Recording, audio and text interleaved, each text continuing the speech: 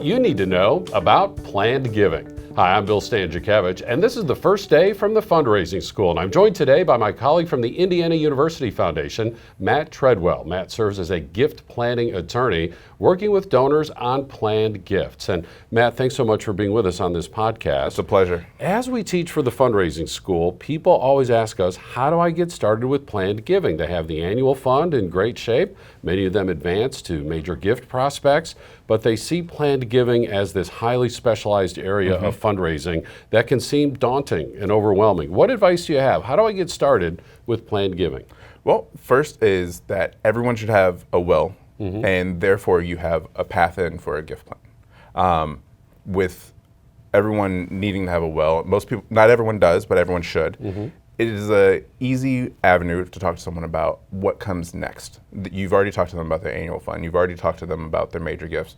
How do they want to continue that legacy after they've passed? If they've only done major gifts, and not only done major gifts, but if they've done major gifts and they've started a program or a scholarship, and they've started to see how that works, the will or bequest can then help move that to the next level. And typically, a planned gift is the largest gift a person can give because it is their ultimate gift. Another avenue to talk to people about, especially if they have jobs and so you've talked to them about their major gifts, then most likely their employer has provided a retirement account for them, and that's another avenue. There's been some recent changes in the tax law, but it is still a great great avenue for someone to give. Depending on their age, they can start giving directly from their retirement accounts, or they can make your organization a beneficiary of that retirement account. And so how long do I need to be in a relationship with a donor before I start talking about this very complex topic about their death, their demise, making a planned gift? That doesn't seem to be like a conversation I have at a first meeting. How long am I in relationship with the donor before this subject comes up?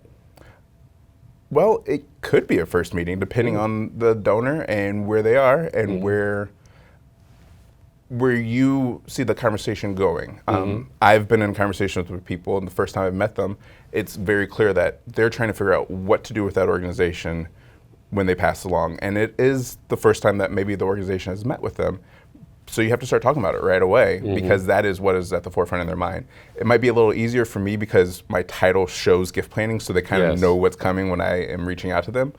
But it can be that first conversation. Typically it's not. You definitely want to be comfortable with the person. They need to be comfortable with you. It can seem like it's invading into their home space when you start talking about passing on, their death. And also make sure that if there's a spouse involved, that they're involved in that conversation as well. I've found that if the person doesn't want to bring their spouse along, if there is a spouse or a partner, then they're likely not actually going to do a planned gift because those assets likely will pass to the spouse first. So if they're not willing to bring them on, then they're not willing to have that discussion about their overall estate plan. Now, we know that listening is such an important skill in fundraising as we want to understand the donor's values, passions, what matters most to that donor. You know, in addition to the donor just explicitly saying, hey, I'm interested in discussing a planned gift, are there cues we can listen for? Is there a reading between the lines, inferences we can make as we're communicating with the donor that might give us an indication that maybe they're thinking about a planned gift? Anytime they tell you that they're planning on meeting with an attorney to start settling estate stuff, that's a cue, because even if they don't know that, they could be charitable in that. And unfortunately, a lot of estate attorneys and a lot of financial planners don't talk to their clients about charitable giving. If you hear that they're talking to an attorney at any point, that may be a good point to say, hey, while you're talking to your attorney, you might want to think about this. If you know someone's getting ready to move from one company to another, like there's a job change coming, that could be a good time to talk about what assets they might get from that company. Are there stock options? Is there that retirement account we talked about earlier? Possibly life insurance that's employer provided, trying to figure out what's going to happen with that life insurance policy and how you might be able to become a beneficiary as they move on to the next one. There's a lot of different things there. Any talk of my kids are now, if they have kids, my kids are now to the age where I don't need to provide for them, that's also an avenue where you can kind of but where you can come in and become part of that estate plan. Yeah. So some of those cues, just any big life changes, if there's children that are older, anytime that a family's talking about going on a big trip after the kids have kind of moved out, if there's an empty nest, because a lot of times one of the keys for people to go change their will is big life events. So that's getting married, having kids, big overseas trips. Anytime someone's thinking about changing their will around because they're going on a trip, that's a good time to talk to them as well about possibly getting in on a bequest. And I also enjoy how you mentioned as they become empty nesters, because now they're no longer caring for their adult children directly and their household finances have changed. Matt has already given us 3 vehicles here. He's talked about the will, he's talked about the retirement plan, and he's also talked about insurance policies, retirement plans and insurance policies that have money set aside with beneficiaries named. Perhaps your nonprofit could be named as one of those beneficiaries.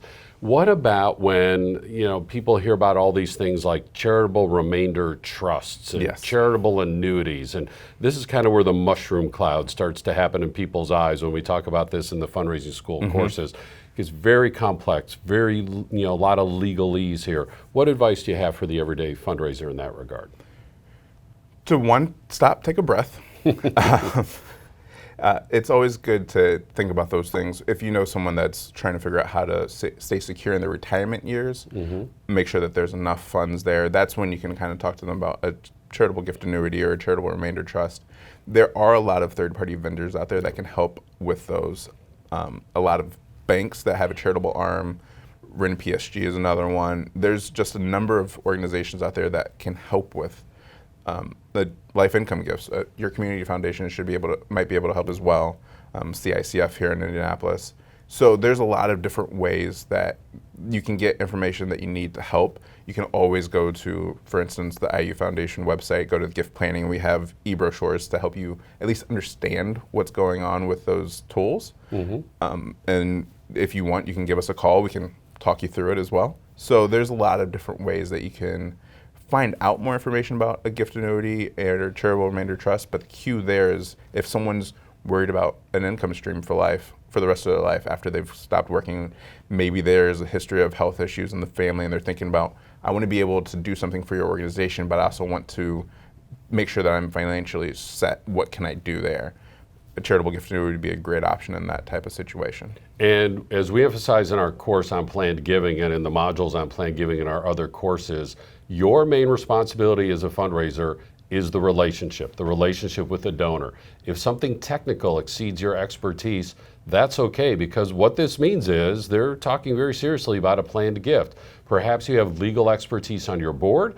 Maybe there's a law firm that you have as a retainer with your nonprofit organization, or as Matt indicated, there are resources out there like a local community foundation and others who can walk you through the legal steps of this. Yes, you're going to need to pay them a little bit of a fee, but at the end of the day, you still have that net gain of the planned gift. So Matt, one last word of advice. So as people, you might be going down this pathway discussing with the donor about a planned gift, and they keep talking about their spouse, their partner, their significant other, talking about their household, talking about their children. And it's important to emphasize, we're not trying to talk them out of that, right? No. What guidance do you have for us in that regard? We're not trying to talk them out of providing for family, providing for spouse or other people that they might be interested, other organizations even. You're trying to find the best way for them to meet their goals of achieving whatever goals they have with your organization and maintaining some ability to provide for their family. First and foremost is for them to be able to provide for their family. Then comes the organization and all other organizations as well. So it's working with them to meet their goals. A lot of people, what they can do with a gift plan is just phenomenal, and it will set their life straight. So it's definitely something you're just trying to help them. All nonprofits can be engaged with planned giving, regardless of the size of your budget, regardless of the dollar amount ability to give by the donor, and more nonprofits are just leaving money on the table by not discussing planned giving. This is not a conversation that you should fear or dread. As Matt indicated, sometimes the donor will bring this up explicitly.